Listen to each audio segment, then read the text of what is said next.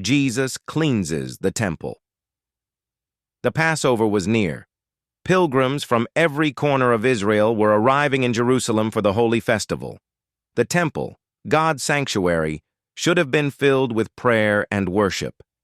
Instead, it was filled with commerce. Jesus entered the temple courts and witnessed a disturbing scene. Merchants were selling oxen, sheep, and doves. Money changers sat at tables exchanging foreign currency for temple currency, at a profit, of course. The sacred space meant for worship had become a marketplace. The noise of animals, the clinking of coins, the haggling voices, all echoed through what should have been hallowed courts. And in that moment, something ignited within Jesus, a righteous zeal for his Father's house. As Matthew 21:12 tells us, Jesus went into the temple of God and cast out all those who sold and bought in the temple, and overthrew the tables of the money changers and the seats of those who sold doves. John's Gospel adds that Jesus even made a whip of cords. With holy authority, he drove out the merchants and their animals. He overturned the tables, scattering coins across the temple floor, and he proclaimed with power, "Take these things away. Do not make my Father's house a house of merchandise." He taught them, quoting Scripture, "Is it not written, 'My house shall be called a house of prayer for all nations'? But you have made it a den of thieves." Mark 11:17. What was Jesus so angry about? It wasn't commerce itself. These services were necessary for worship. Travelers needed to exchange their foreign money for temple currency to pay the temple tax. Those coming from afar needed to purchase animals for sacrifice. The problem was the location and the exploitation. These transactions belonged outside the temple, not within its sacred courts. And many merchants were taking advantage of pilgrims, charging exorbitant rates, turning a place of worship into a place of profit. But notice what happens next. After cleansing the temple, something beautiful occurs. Matthew 21:14 tells us, "And the blind and the lame came to him in the temple, and he healed them." The temple was being restored to its true purpose, a place where people could connect with God and experience his power. Children began lifting their voices in praise, "Hosanna to the Son of David." The religious leaders were indignant. "Do you hear what these children are saying?" they asked Jesus. His reply was simple yet profound. "Yes.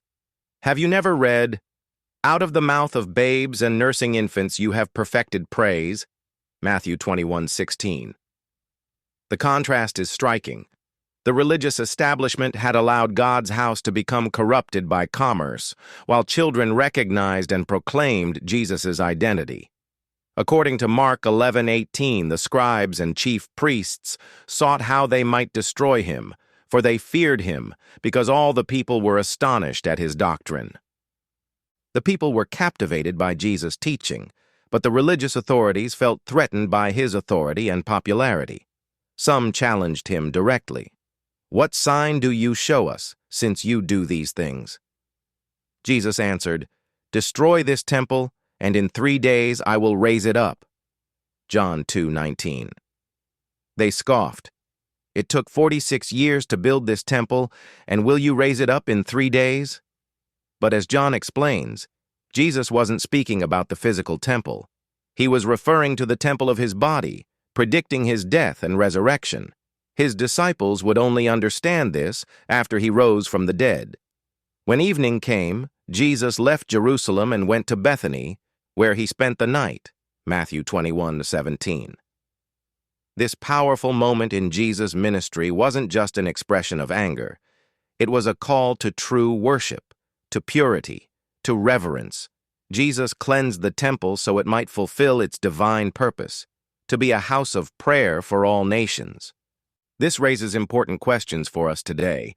What would Jesus find if he walked into our places of worship? Would he find sincere devotion or religious formality? And what about the temple of our hearts? Have we allowed distractions, habits, or compromises to crowd out true worship? Jesus still desires to cleanse temples, not made of stone, but of flesh and spirit. Our hearts were designed to be houses of prayer, purity, and purpose. So today, perhaps we need to invite Jesus to turn over some tables in our lives, to drive out what doesn't belong, to restore us to our true purpose, sincere worship of the living God. As the psalmist prayed, "Create in me a clean heart, O God, and renew a steadfast spirit within me."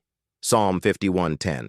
May our lives become what they were always meant to be, holy temples where God is honored, where prayers are offered, and where His presence dwells.